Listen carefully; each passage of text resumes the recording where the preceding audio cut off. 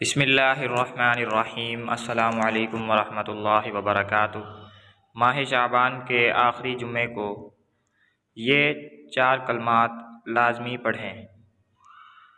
Number 1، اللہم صلی علی محمد عبدک ورسولک وصلی علی المؤمنین والمؤمنات والمسلمین والمسلمات۔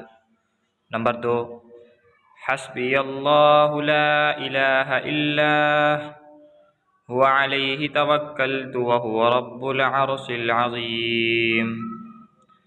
نمبر 3، بسم اللہ علی دینی ونفسی وولدی واہلی ومالی۔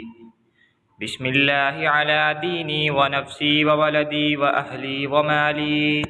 نمبر 4، اللہم صلی علی محمد افضل صلواتک۔ اللہم صلی علی محمد افضل صلواتک۔